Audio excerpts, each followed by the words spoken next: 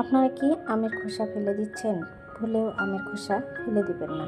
আর আমের খোসা দিয়ে যে মজাদার একটি রেসিপি বানানো যায়, আপনারা ভিডিওটি না দেখলে বুঝতেই পারবেন না।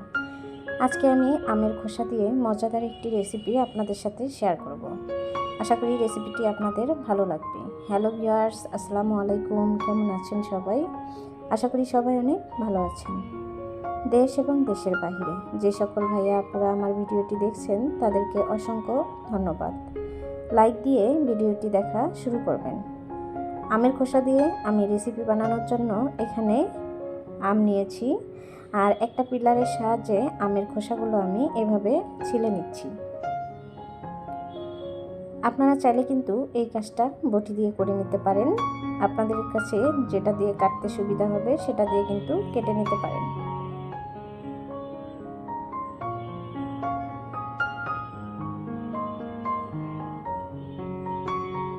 আমরা অনেক সময় দেখা যায় আমটা খাই কিন্তু খোসাটা ফেলে দিই। আমরা অনেক সময় বলতে ভুল হবে, আমরা কিন্তু সব সময়ই খোসাটা ফেলে দিই। কিন্তু খোসা দিয়েও যে মজাদার রেসিপি বানানো যায়, ভিডিওটি না দেখলে আপনারা বুঝতে পারবেন না বন্ধুরা। তাই ভিডিওটি মনোযোগ দিয়ে দেখে নেবেন। আপনারাও এরকম মজাদার আর পারফেক্ট রেসিপি বানিয়ে নিতে পারবেন অল্প উপকরণ দিয়ে অল্প সময়ে। দেখুন, সবগুলো আমের খোসা আমি ছাড়িয়ে নিয়েছি আর একটা প্লেটে তুলে নিচ্ছি। আমের খোসা উপকারিতা জানলে আপনারা অবাক হয়ে যাবেন। আমের খোসা যদি রোদে শুকিয়ে 5 দিন খান পানিতে ভিজিয়ে, তাহলে দেখবেন আপনাদের কখনো ক্যান্সার হবে না। আর আমের খোসা কিন্তু প্রচুর পরিমাণ ভিটামিন থাকে। এই ভিটামিনে আপনাদের শরীরের অনেক কিছুর চাহিদা পূরণ করবে। আর ভিটামিন যদি প্রচুর খাওয়া যায় তাহলে কিন্তু ত্বক সুন্দর থাকে আর চুল পড়া বন্ধ হয়। একটা বাটিতে পরিমাণ মতো পানি নিয়েছি আর পানির মধ্যে আমের খোসাগুলো দিয়ে দিলাম। পানির পরিমাণটা কম হয়েছে, সেজন্য আবারও পানি দিয়ে নিলাম। কয়েকবার পানি চেঞ্জ করে আমের খোসাগুলো ভালো করে ধুয়ে নিব। যেহেতু আমের খোসার মধ্যে ময়লা থাকে, সেজন্য কিন্তু অবশ্যই ভালো করে ধুয়ে নিতে হবে।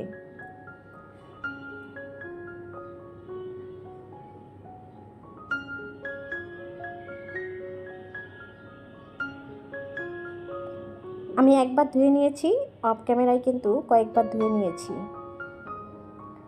খোসাগুলো একটা প্লেটে তুলে নিয়েছি, সেটাও আপনাদের দেখিয়ে দিচ্ছি কতটা পরিষ্কার হয়েছে।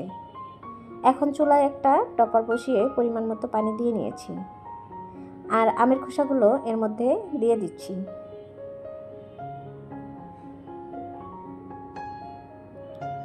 এখন এর মধ্যে আমি অল্প পরিমাণের লবণ দিয়ে নিব। ঢাকনা দিয়ে ঢেকে আমের খোসাগুলো কিছুক্ষণ সময় সিদ্ধ করে নিব। দেখুন বন্ধুরা, ফিরে আসলাম কিছুক্ষণ পরে। কালারটা কিন্তু চেঞ্জ হয়ে গিয়েছে আর খোসাগুলো কিন্তু সুন্দরভাবে সিদ্ধ হয়ে গিয়েছে। এখন আমি পানির থেকে খোসাগুলো তুলে নিচ্ছি।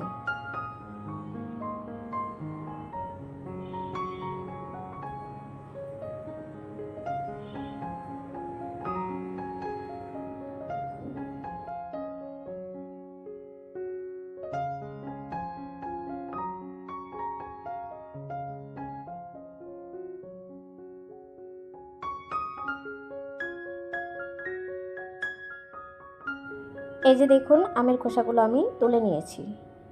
এখন আমি কাঁচা আমের কালারের জন্য গ্রিন ফুড কালারটা এখানে দিয়ে দিব।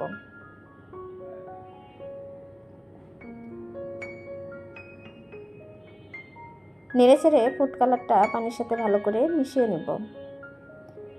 দেখুন বন্ধুরা, কালারটা কিন্তু অনেকটাই সুন্দর হয়েছে। কাঁচা আমের যে কালারটা থাকে সেই কালারটাই হয়েছে।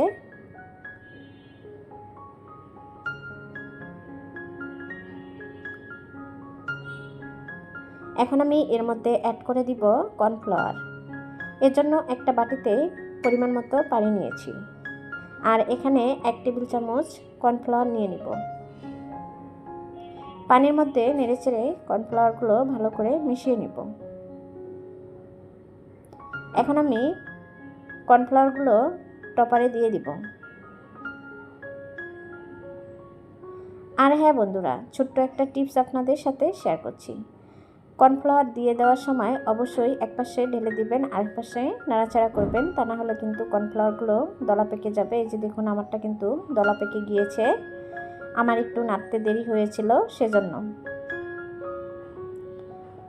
এখন অনবরত নেড়েচেড়ে ভালোভাবে আমি কর্নফ্লাওয়ারগুলো মিশিয়ে নিচ্ছি। একটু সময় লাগছে, তবে আপনারা যদি ঢেলে দেওয়ার সময় ভালোভাবে নাড়াচাড়া করেন তাহলে কিন্তু এভাবে দলা পেকে যাবে না। এখন এর মধ্যে অ্যাড করে দিব চিনি। আপনারা যে যে পরিমাণের মিষ্টিটা খেতে পছন্দ করেন সেই পরিমাণের চিনিটা এর মধ্যে দিয়ে নেবেন। চিনি দিয়ে নেড়েচেড়ে ভালোভাবে মিশিয়ে নিচ্ছি, এতে করে কিন্তু কর্নফ্লাওয়ারটা ভালোভাবে মিশে যাচ্ছে, আপনারা দেখেই বুঝতে পাচ্ছেন। আর অনেকটাই কিন্তু ঘন হয়ে গিয়েছে। এ পর্যায়ে এসে এখানে আমি অ্যাড করে দিব আগার আগার পাউডার। পানির মধ্যে হাফ টেবিল চামচ আগার আগার পাউডার ভালোভাবে গুলিয়ে নিয়েছি, সেটা অ্যাড করে দিলাম। এখন অনবরত কিছুক্ষণ সময় নেড়েচেড়ে ভালোভাবে মিশিয়ে নিচ্ছি। চুলার আঁচটা কিন্তু আমি মিডিয়াম রেখে জাল করে নিচ্ছি। আর কতটা ঘন হয়েছে দেখে আপনারা বুঝতে পাচ্ছেন। ভিডিওতে এ পর্যন্ত যারা লাইক দিতে ভুলে গিয়েছেন প্লিজ একটা লাইক দিয়ে দিবেন। আপনাদের একটা লাইক আমার ভিডিওটি অন্য সকলের কাছে পৌঁছাতে অনেকটাই সাহায্য করে। এই যে দেখুন চুলাটা অফ করে দিয়েছি, আর কতটা ঘন হয়েছে আপনারা দেখেই বুঝতে পারছেন। এখন একটা বাটিতে আমি সবগুলো ঢেলে নিচ্ছি। গরম অবস্থায় কিন্তু ঢেলে নিতে হবে, তা না হলে কিন্তু জমাট বেঁধে যাবে। এই যে দেখুন বন্ধুরা আমি বাটিতে ঢেলে নিয়েছি, এখন এটা ঠান্ডা করতে দিব আর ফিরে আসব কিছুক্ষণ পরে। দেখুন বন্ধুরা ঠান্ডা হওয়ার পরে কিন্তু সেট হয়ে গিয়েছে। এখন একটা বাটিতে আমি এটা সুন্দরভাবে মোল্ড আউট করে নিব। আমের খোসা দিয়ে যে এত মজাদার ডেজার্ট বানানো যায় বা পুডিং বানানো যায়, আপনারা না খেলে কিন্তু বুঝতেই পারবেন না। এটা কিন্তু খেতে অনেক মজা হয়েছিল, দেখতে যতটা সুন্দর হয়েছে খেতেও কিন্তু ততটাই টেস্ট হয়েছিল। আপনারা যদি কখনো না খেয়ে থাকেন তাহলে অবশ্যই বাসায় একদিন ট্রাই করবেন।